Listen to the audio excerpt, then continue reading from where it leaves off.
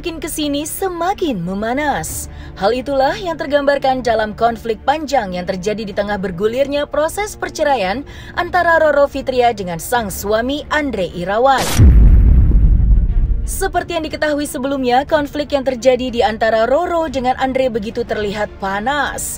Bahkan sejak awal gugatan perceraian yang diajukan oleh Roro, keduanya terlihat menyerang satu sama lain hingga saling mengumbar aib. Namun, seiring berjalannya waktu, fakta demi fakta yang belum sempat terkuak pun mulai terbongkar dengan sendirinya. Yang mana hal itu baru saja dibuktikan oleh Roro, yang kini membeberkan sebuah fakta baru berupa rekaman dari seseorang yang diduga korban dari akal bulus Andre saat masih tinggal dalam satu atap. Lantas, seperti apakah detail bukti yang diungkap oleh Roro? Dan benarkah Roro juga sudah mengantongi bukti video asusila yang dilakukan oleh suaminya itu?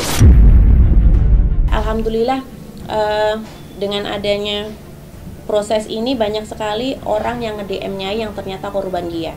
Ini salah satunya.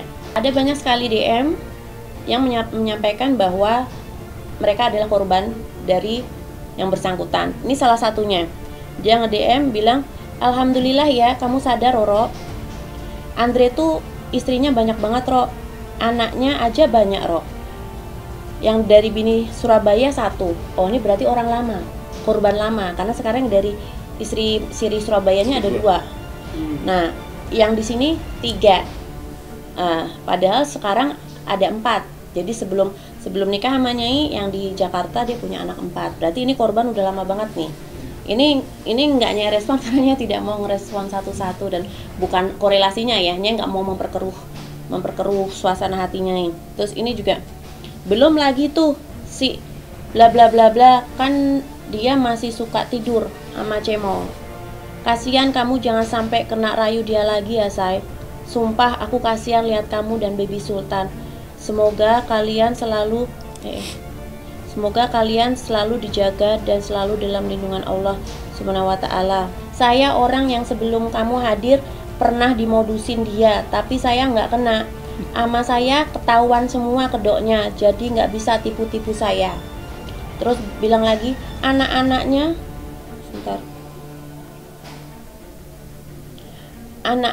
terlantar semua. Gimana mungkin dia kasih nafkah buat anak-anaknya?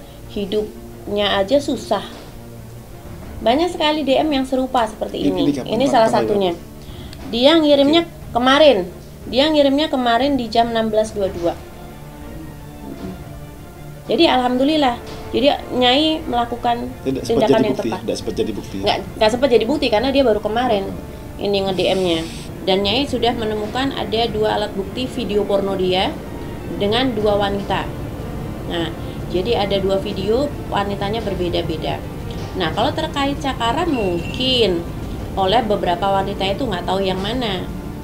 Dia sendiri yang tahu. Terus pernah juga yang mirisnya, ya. Nyai nggak ngerti ya, ini maksudnya yang bersangkutan apa sih mau pansosin Nyai berkali-kali ya. Nyai nggak ngerti karena Nyai udah muak dengan kasus ini. Jadi lebih lama bukannya ada progres kebaikan, manner yang dia tunjukkan ke Nyai, perubahan sikap, tapi ternyata malah lebih parah. Tapi ya Nyai ambil hikmahnya, malah bersyukur pada Allah telah membukakan mata Nyai. Kesininya lebih kelihatan jahatnya. Dan itu tidak main-main ya, video porno itu ada 2 dan wanitanya berbeda-beda. Dan sudah diputar di hadapan majelis hakim. Dan sudah diputar di hadapan majelis hakim. Dan saat diputar, bukannya dia menunduk malu, tapi dia malah senyum. Loh, ini orang psycho ya? Ini orang serem begitu. Serem banget. Makanya itu kenapanya itu beberapa kali dalam kesempatan selalu dikawal oleh bodyguard ya, karena yang kita hadepin tuh orang nggak bisa ditebak, gitu, psycho banget gitu. Dia pernah dengan tenangnya dan bangganya malah bilang gini, "Mah, aku dulu kalau sama mantan siriku suka trisam." Nah, terus mengapa hal yang menjijikkan gitu disampaikan ke Nyai? Nah, mungkin bisa jadi, ini diduga ya, mungkin bisa jadi dia mempunyai fantasi, seksualitas yang menyimpang dengan cakaran-cakaran itu mungkin. Nah, mungkin bisa jadi seperti itu. Nah, itu juga Karena Nyai sampai sekarang masih belum, meskipun Nyai ternyata menikahi orang yang sama sekali, ternyata kok saya nggak kenal, ternyata sifatnya jahat banget kayak gini. Terlepas dari beberapa fakta baru terkait modus yang dilakukan Andre Irawan ke beberapa wanita yang mengklaim dirinya sebagai korban, kemarin sidang lanjutan gugatan perceraian Roro terhadap Andre pun kembali digelar di Pengadilan Agama Jakarta Selatan dengan agenda pembuktian dari pihak tergugat. Namun, di tengah upaya Andre menghadirkan saksi dari pihaknya, pihak Roro Fitria pun mengaku merasa diuntungkan dengan saksi yang mana disebutkan oleh kuasa hukum Roro bahwa kedua saksi justru tidak tahu persoalan yang terjadi dalam rumah tangga kliennya bersama Andre Irawan. Dan dengan demikian, kedua saksi tersebut nyatanya juga tidak bisa membuktikan tudingan Andre kepada Roro terkait ajaran sesat hingga penyalahgunaan narkotika yang sempat dituduhkan Andre kepada Roro. Lantas, seperti apakah kuasa hukum Roro dalam menanggapi hasil agenda sidang kemarin? Dan seperti apa pula pengakuan pihak Andre Irawan yang merasa dipersulit oleh Roro untuk bertemu dengan anak buah cinta pernikahannya itu?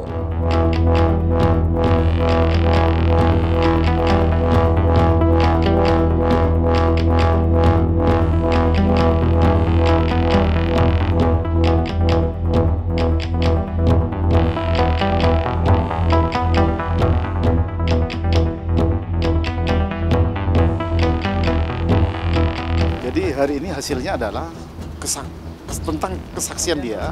Dia menghadirkan dua orang saksi. Satu adik kandungnya sendiri, yang kedua karyawan bengkel. Ini aneh sekali. Dia hadirkan saksi yang adik kandungnya sendiri itu tidak tahu apa-apa.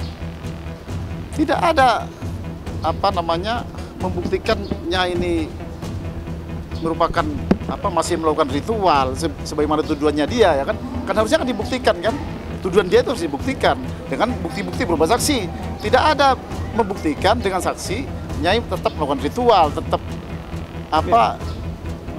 menggunakan obat-obatan atau narkotika sampai sekarang. Tidak ada buktikan itu. Saksi yang dihadirkan adiknya itu tidak tahu apa, sama sekali tidak tahu apa. Taunya hanya bahwa sudah bisa ranjang. Apa sebabnya? Ditanya, apa sebabnya saksi? Tidak tahu. Terus yang lucunya lagi tentang saksi yang kedua ini bengkelnya. Justru menguntungkan pihak Bu Roro.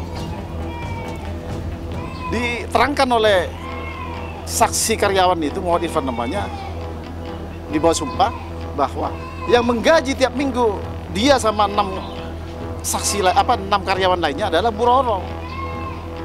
Kemudian ditanya apa menguntungkan bengkelnya, dia tidak tahu. Kan ada klaim dari pihak Andre bahwa setelah menikah Bu Roro justru bangkrut. Justru menguntungkan itu yang menggaji si Bu Roro begitu.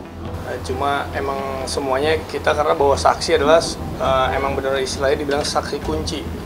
Yang emang bicaranya fakta dan real yang terjadi, yang mereka jawab ya sesuai dengan apa yang terjadi gitu, bukan yang kita setting harus bicara begini nggak perlu gitu. Karena yang satu kebetulan adik kandung saya yang sempat membantu saat Baby Sultan baru keluar dari rumah sakit kena penyakit kuning, dan karena kurangnya ASI sama kurang dijemur, adik saya bimbing istri saya Nyai sampai bisa menyusui, sampai bisa dia gimana sepantasnya jadi ibu, karena kan kebenaran umurnya sama nih antara Ica adik saya yang jadi saksi tadi dengan Nyai sama, dan tanggal lahirnya juga sama 29 Desember. Saya tahu mata kerasnya, cuma dia jelaskan bahwa kalau nyusui harus kayak gini Kak, intinya dia ngajarin karena sama posisinya adik saya itu waktu dia nikah pun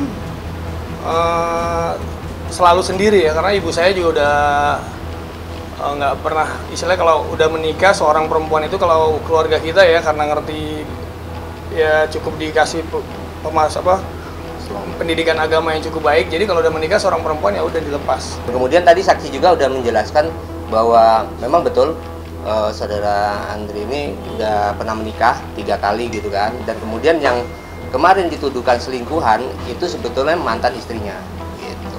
Tadi juga udah dijelaskan seperti itu. Makanya kita udah kasih pembuktiannya juga ya, bahwa video-video yang di itu kita udah sangkal semua, kita tinggal lihat besok simpulan kayak KDRT, bahkan saya tadi ledekin hakim apa? Dia bilang, ini gigitan sayang katanya, gigitan sayang, karena kan badan saya baret-baret dan ini kan ada kok nanti videonya ya. Kita kasih lihat itu emang udah nyata gitu. Itu udah bukti nih, sampai bulan Juli pun yang sebelum dia udah pergi pun saya masih ngasih. Tapi kalau makin kesini saya makin dipersulit, terus saya ngasih napanya apa sih keperluannya?